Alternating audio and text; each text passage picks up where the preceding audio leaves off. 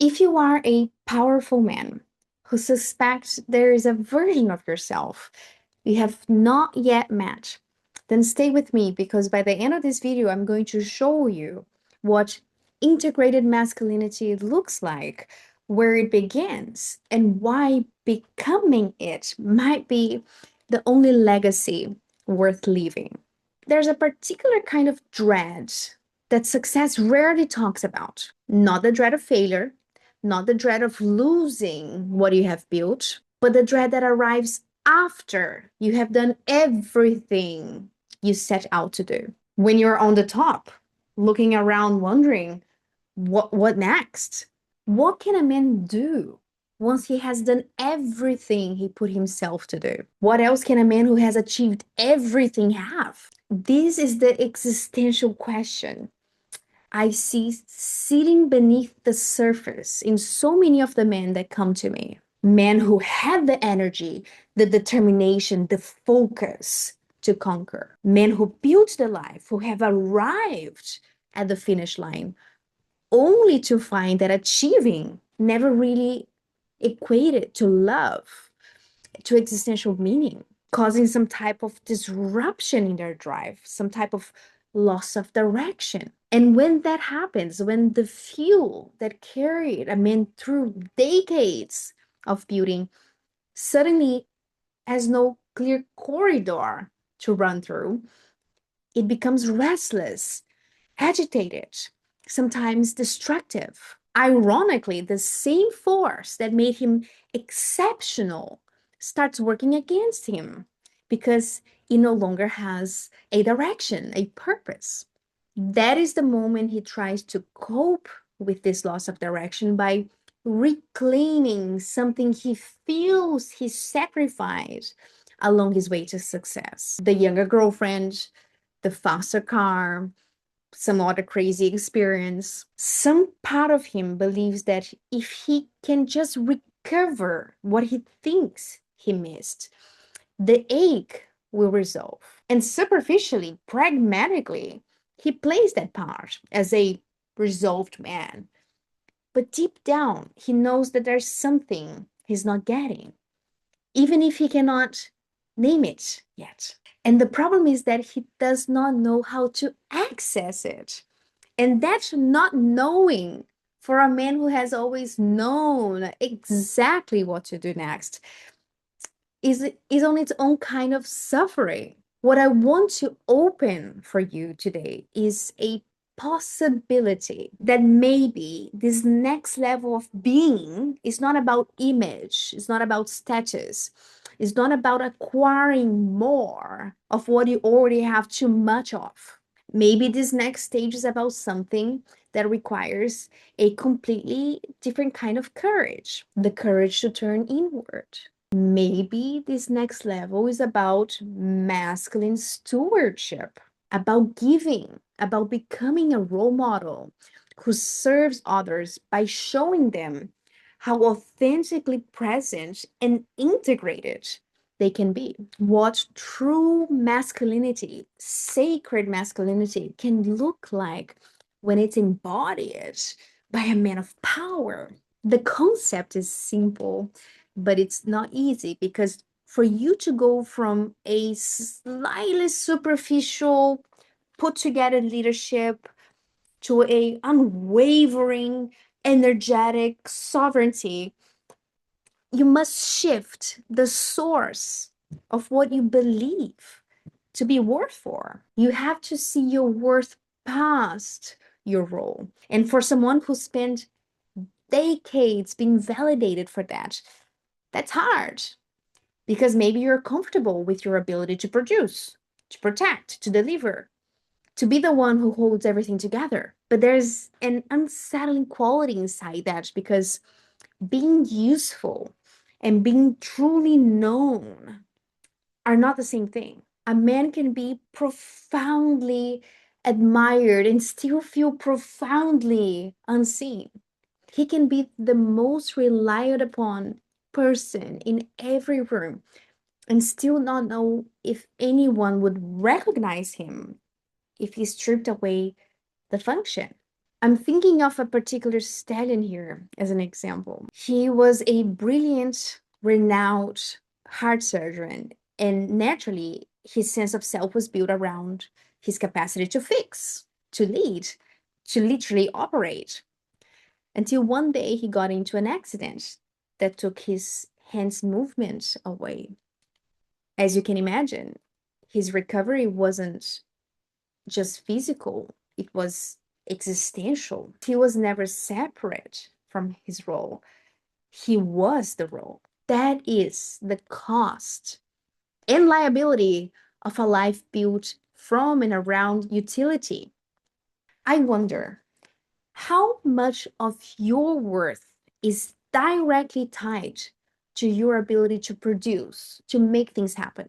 Because if your perceived value lives entirely inside your function, that makes you more fragile than you think. Obviously, not because you are weak, but because you have never been genuinely invited to be more than what you can do. This is the invitation that I'm extending to you now, to be an embodied steward of masculinity, to be externally powerful with the added capacity to be deeply connected with your eternal worth as a soul being. The journey of such becoming includes observing the masculinity that was modeled to you as a child. Yes, I'm talking about the symbolic image of your father and the reinvention of your relationship to it. So I wonder, what did your father directly and indirectly taught you about being a man? What did you look up in him? And what did you secretly judge? If he was emotional unavailable, if you could not truly connect with him as a boy, I wonder, how are you now relating to your own tenderness? If he judged you for seeking warmth, for needing connection, how do you feel now when you yearn for closeness? This is not about demonizing your father, as he did the best he could with what he was given, but it's about recognizing that the masculine template you inherited was fragmented, and that fragmentation lives in you now, in how you carry power, how you relate to desire, how you lead, how you receive love. The revelation here is not on being aware of what your father failed to give you, because that I'm sure you know. The gold is in being aware of how you're trying to compensate for what is missing. You may chase success to earn the respect you never quite felt as a boy. You may chase women to soothe the ache of not having been previously chosen by one. You may crave control because chaos once felt too personal. This is how the Father lives on in you, not simply in your memories, but as a symbol that brings a pattern.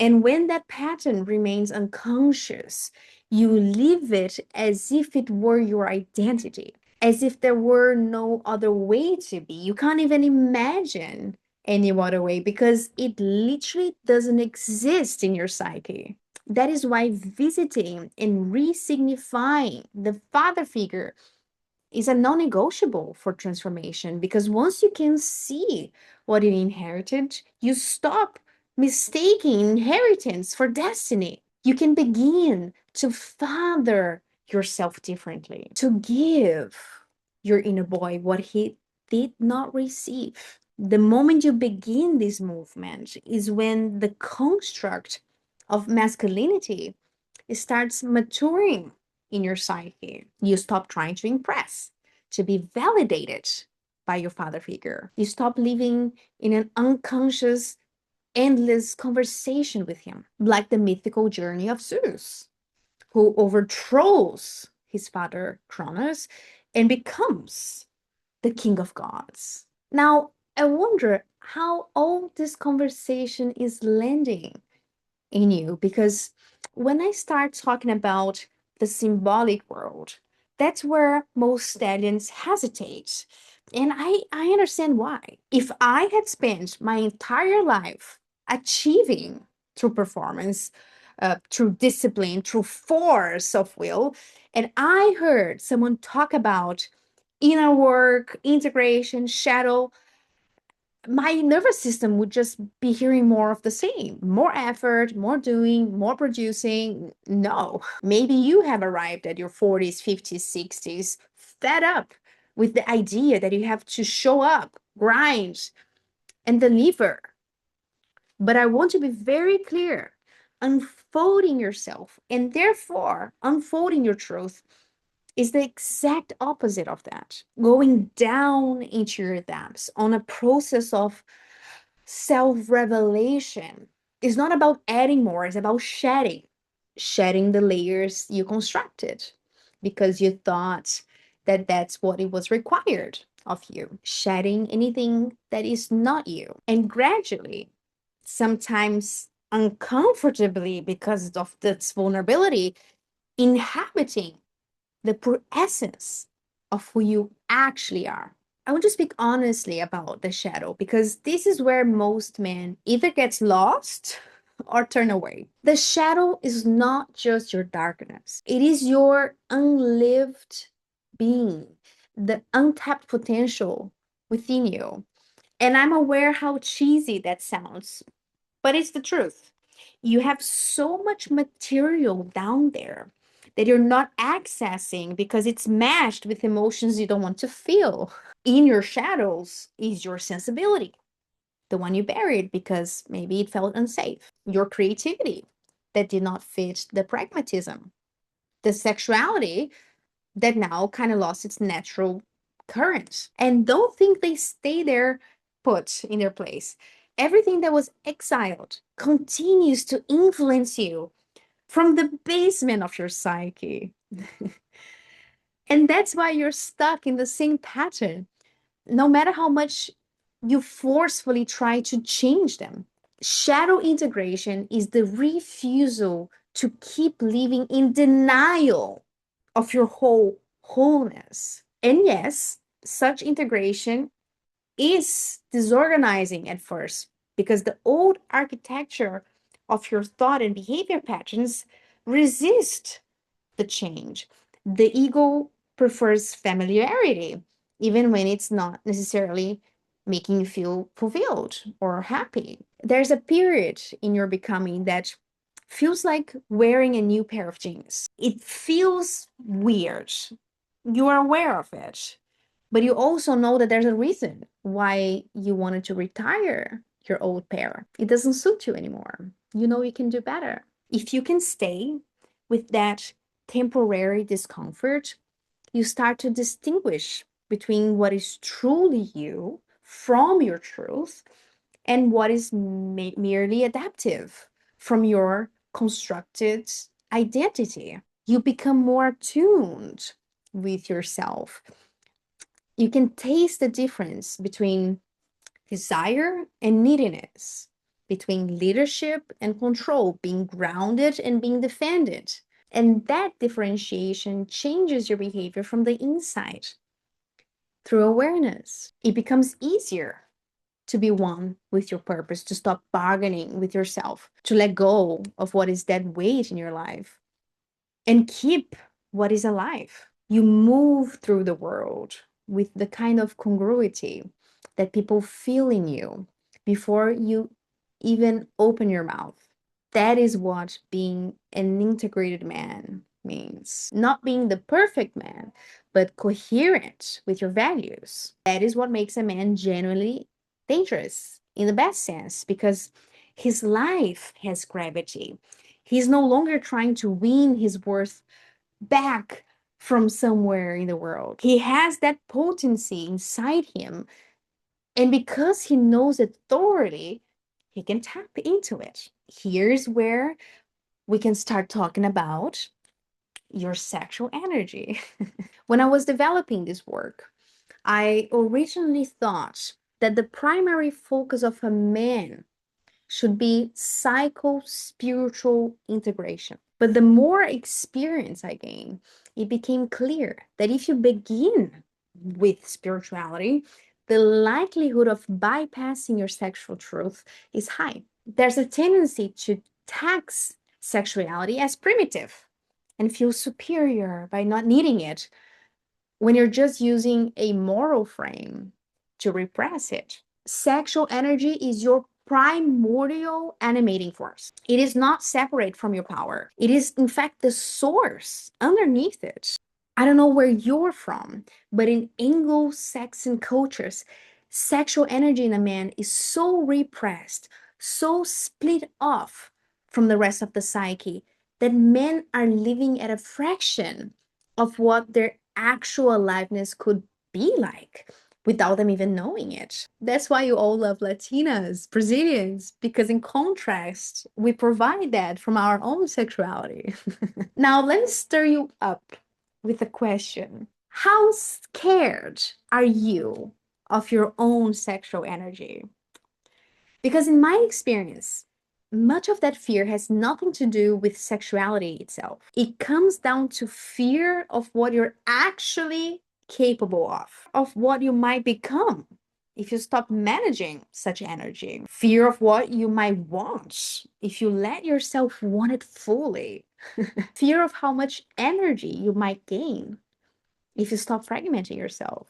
And there's certainly a stigma in society that integrating your arrows will make you less respectful or less honorable as a man. When we look at it objectively speaking, I've never seen an integrated man causing or having any trouble with his sexuality or anything that regards his sexual energy. Because generally speaking, only when you repress it is when it creates problems. When a man is properly integrated with arrows, he's more magnetic, he's more trustworthy, he's more worth of following than any man performing from behind a wall. Why would you keep your sexual energy so compartmentalized that the only thing that awakens it is a naked body, when you could, in contrast, integrate it so fully that it moves through you towards your purpose, your truth, your community, and yes, the women in your life? For me, that is the fullest, most ideal expression of what embodied masculinity is. And my love, as always, there's a choice. You have free will. You can choose the path you take. You can choose convenience and let life continue as it is, which is okay. No fires to put out, no real disruption, just the management of a life that kind of works on the surface. Or you can choose what's significant, what conspires within you. You can choose to unfold, to shed, to integrate, to become the man that perhaps you yourself can look up to.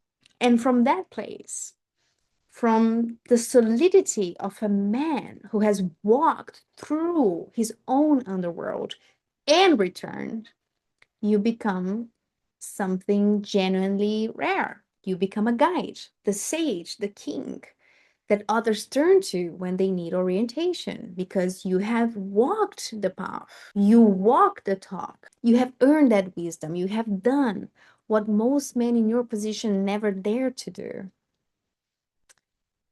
Think about what that means. That a younger person could have a conversation with you that changes the direction of his or her life. Not because you lectured him or because you dominated him, but because you could feel that you had been there, that you had the courage to descend and face your own dragons, and that you came back with something real from that.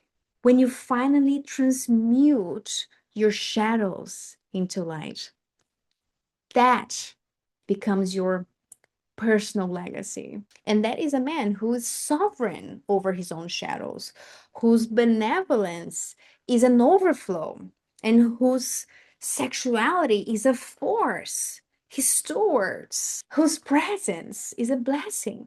A man who stops fragmenting himself and become whole as an integrated man. That is the path that is before you. Your freedom is a given, but following the journey towards what's significant is a choice only you can make. If you're interested in understanding more about how psychosexual integrative therapy works, and perhaps if you feel stirred to potentially work with me, you can go to our website, suss it out, and put your expression of interest under the tab Apply.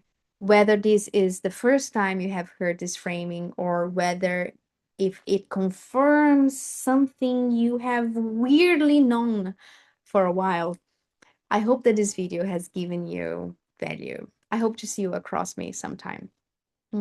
Bye.